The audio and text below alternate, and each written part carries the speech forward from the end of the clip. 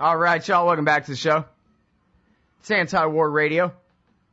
I'm Scott Horton, and our next guest on the show today is the great Aaron Glantz, author of How America Lost Iraq and the War Comes Home, Washington's Battle Against America's Veterans. Welcome back, Aaron. How have you been? I've been good.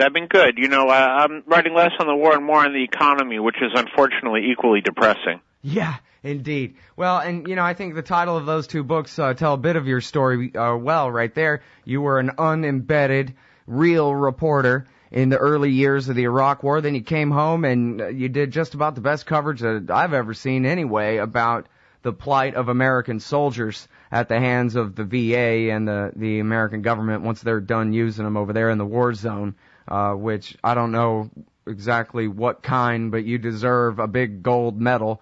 I'm not sure whose face should be emblazoned on it or something, but you've done such great work on, the war coming home, as you call it in this book, which you're the editor of this book, right?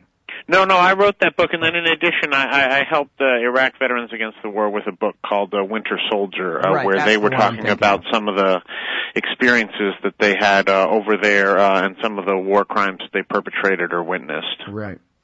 All right. And so, and now, I'm sorry because I gave a pretty incomplete bio there. I'm pretty sure. Where are you writing? Are you still doing Pacifica Radio? What's your No, I'm now over at the Bay Citizen, which is one of these new nonprofit journalism outlets, which is going to save journalism from, you know, all the layoffs that I'm sure your listeners are very familiar with. And, you know, it's been a great pleasure to kind of get back home to San Francisco, which is the city that I'm from, and start to cover it, you know, and hopefully turn the page a little bit on the war, you know, especially now that, you know, thankfully it's over, in Iraq at least.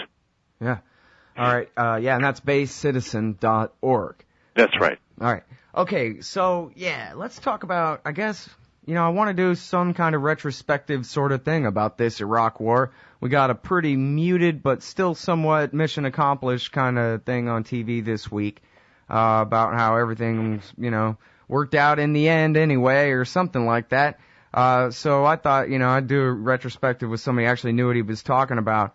So, you know, I guess we don't really have time to talk all about the PNAC and who lied us into war and all those things. I guess maybe if you want to give a little bit of a word about how we got into the war, that'd be all right. But my first real question for you would be about the title of your first book there, How America Lost Iraq, which implies that it was won at least for a time there. And, you know, the early...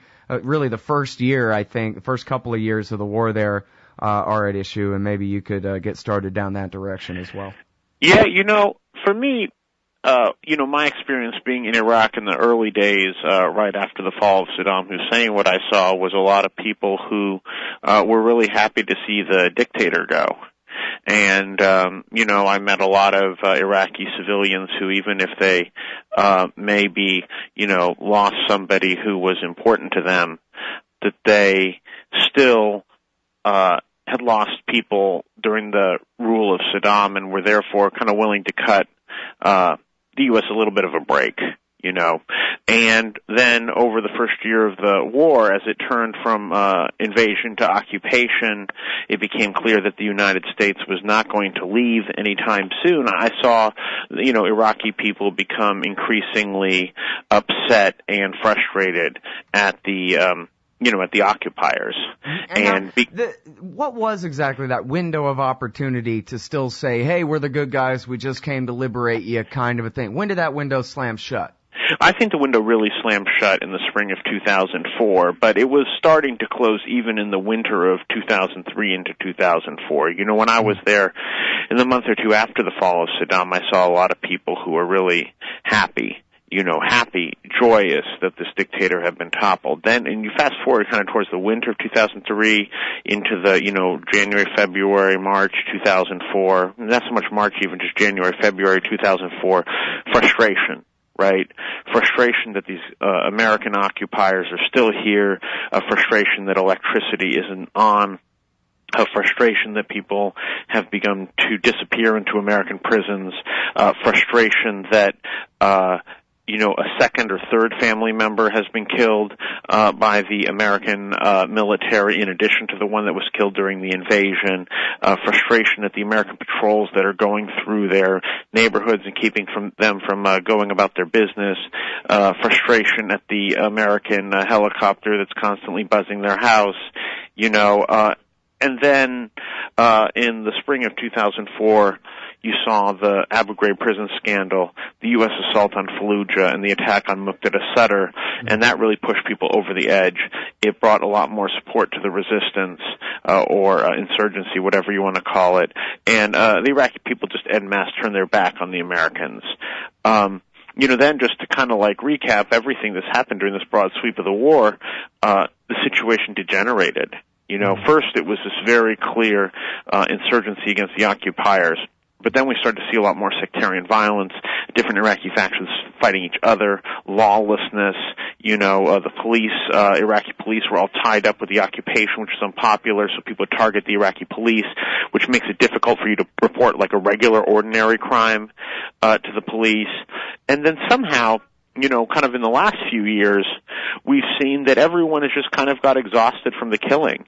The American military has gotten exhausted from the killing, has started to pull back, stopped patrolling neighborhoods, started to kind of retrench into bases and training activities. The different factions and the sectarian violence have calmed down. The insurgency has calmed down because the American troops are not out there. And now the American troops are gone, and maybe we have peace. Peace would be nice. I would like peace.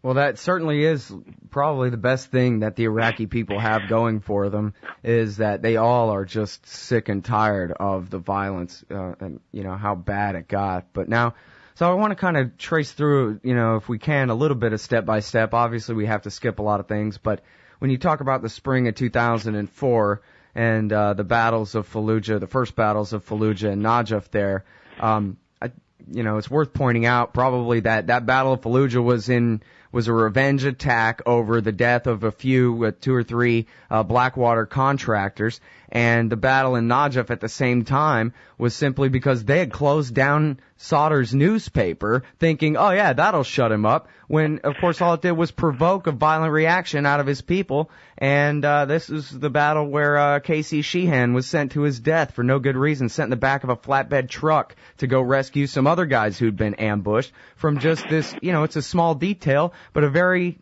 obviously counterproductive policy to go around, America, land of the free, here to shut down your newspaper. And it just drove Najaf mad and got us in all that trouble. And then right around that same time, and I don't know how much importance you put on this, but it seemed to me like really the biggest deal of all was Ayatollah Ali al-Sistani said something, I don't know the exact translation, but it was something like, if you believe in God, I want you to go outside and insist on one man, one vote, which meant the entire Shia South went outside and basically told Paul Bremer, unless you want to start this war all over again, you're going to let us take over Baghdad and this country. And so that was what all that sectarian war was it was America's war for the Badr Brigade and the Mahdi army against the Sunni population and the former Sunni government of Baghdad. Well, another way to look at that same thing, and without disputing any of your facts, which are accurate, is to say that the American military, when it invaded Iraq and toppled Saddam Hussein, was talking about democracy. When you talk about democracy, that means one man, one vote, right? And so there are a lot of these people who are part of these Shiite movements, like the Muqtada Sadr movement, like the Badr Brigade, like the, many millions of followers of Ayatollah Sistani, who initially supported the invasion because democracy meant one man, one vote. They had been sat on by the Baathists for years, and they were promised democracy. When that didn't come, after a year or so, they started to insist on it, and they eventually got it. Yeah. All right, now we're going to have to hold it there and take this break, unfortunately, but we'll be back. We're doing a little bit of revising the wonderful history of the Iraq War that we've been seeing on TV all week. With Aaron Glantz, author of How America Lost Iraq, and the War Comes Home. All right, y'all. Welcome back to the show. It's Anti-War Radio. I'm Scott Horton, I'm very happy to be talking with Aaron Glantz again. It's been way too long. He's the author of How America Lost Iraq, a book about his time as an unembedded, real reporter there in the early years of that war. And, of course, The War Comes Home, Washington's Battle Against America's Veterans. He's now writing for BayCitizen.org. So let's see. We were talking about the Civil War and how, as you were saying, basically it was a foregone conclusion as soon as America toppled the minority Sunni Ba'athist dictatorship and trumpeting all these horns about democracy, that what became the Iraqi National Alliance, the combination between the Supreme Islamic Council, the Dawa Party, and Muqtada al-Sadr, would be the dominant force in Iraq. And then, as you said, eventually they got not just the government, they got Baghdad too. Yeah, they got everything, right? So what happened, right? We fought them. We killed a lot of people, and a lot of our guys killed for a number of years to prevent the outcome that we ended up with. Obama can call it a victory. He can call it a defeat. There is a certain victory that Saddam Hussein is gone, but it rings a little bit hollow after 8 years of killing. Yeah, indeed. Well, and I don't know what you think of this. I guess I'll ask you, what do you think of this? Opinion Business Research said at the end of 2007, and then they double-checked, and again at the beginning of 2008, that 1 million Iraqis had died, excess deaths, comparing the death rate from before the war to during it, more than would have died. 1 million people. I think that's probably right. I wonder how many Olympic-sized swimming pools full of blood that is. Well, I mean, that's one way to look at it. Another way to look at it is, as this war is wound down, I've just thought of the different people that I've personally touched who are dead. A reporter that I used to work with, an Iraqi journalist who was driving home by an American military checkpoint to see his wife, who was pregnant with their first child, and was just lit up at random by people who were attacking the checkpoint. They didn't get the American soldiers who were manning it, but they killed him. Some of the people that I've known who have come back, who I've even written about in one of my books, Jonathan Malance, he came back, he became addicted to heroin, he was having trouble getting care for the VA. I was writing about his struggle in my book, as well as his ultimate success in getting care from the VA, and when I called him when the book came out, I found out that he had hung himself. The member of the Kirkuk Governing Council, who is a Sunni Arab who was trying to broker peace between the Arabs and the Kurds in Kirkuk, who was killed in his garden by motorcycle gunmen who didn't want peace. All these people are gone now. They're all gone. Every single one of them is not coming back, and it's all because of this war.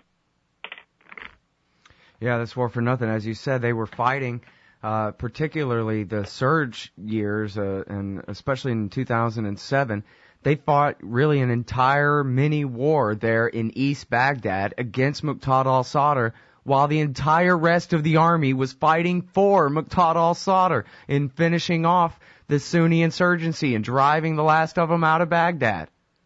Yeah, our guys are getting blown up over this. Mm-hmm.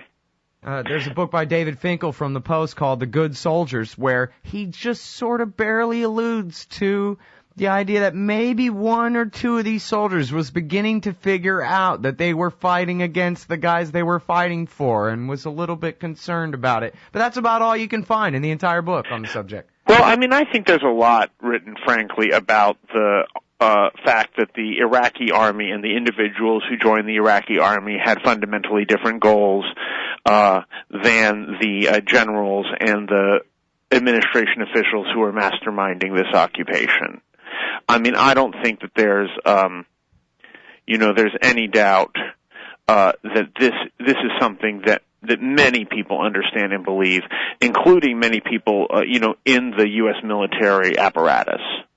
I think that this is fundamentally something that they fought very hard against for many years.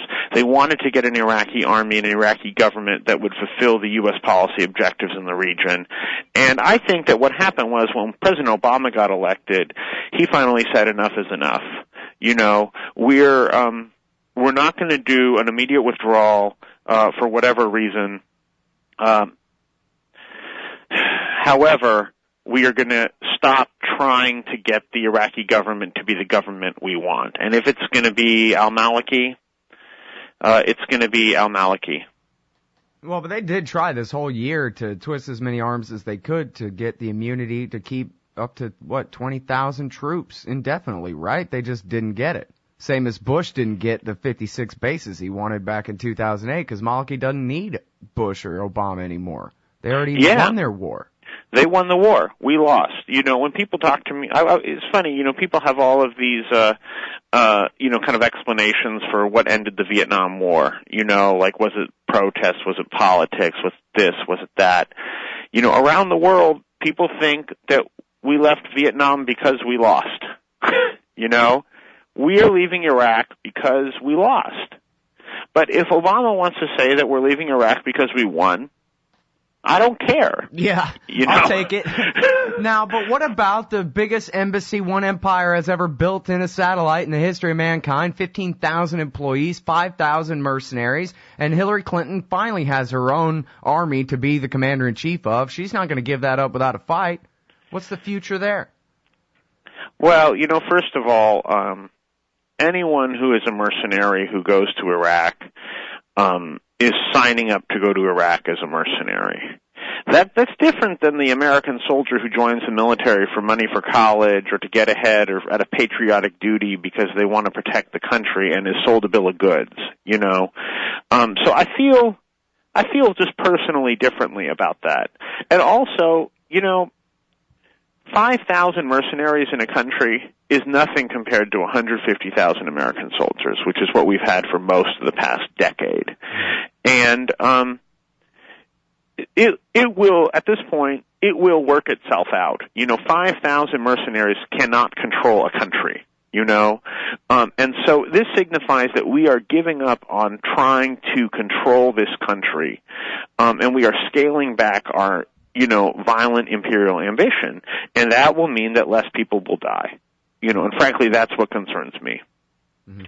Well, now, as we're withdrawing, you say, if it's Maliki, it's Maliki. Well, right now it certainly is, but I wonder if you think that the length of the withdrawal has meant, sort of in a drug sense, that the kick isn't going to be that hard. I mean, are the power factions as they stand in Iraq now, does their power represent about how much power they would really have if it hadn't been for America propping them up? You understand what I mean? Is Maliki's power distorted with American troops and much less without, for example? Yeah, I think I agree. I think that, President Obama's phased withdrawal strategy from Iraq was ultimately smart. Well, it was pushing Maliki's agreement back in 2008. Right? Yeah, but that if John McCain had been elected, we'd be looking at a different situation. Well, yeah, that much is true. Although I think he would have got us in a nuclear war with Russia by now, and so this argument would be moot. But anyway. But the point is that this is something, I'll tell you, when Obama came into office and he said that I'm going to get us out of Iraq by the end of 2011, and 2011 is 3 years away. Yeah. I'm not believing him. Right? Who thinks that far in advance in American politics, right? Who puts out a goal like that and actually sticks to it? But I got to give the man some credit in that he all along the way was continuing this withdrawal, right? And meeting the target that was set. And all along the way there are different events that come up that he could have used to reassert the military in Iraq. But he didn't.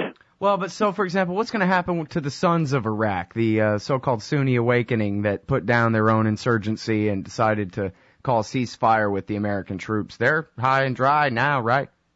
Well, I don't know, but that's life, right? You know, we can't know what's going to happen in a year from now in Iraq, but we can say a few things. The first is that, like, the worst fears of the people on the right, that it will just descend, are wrong.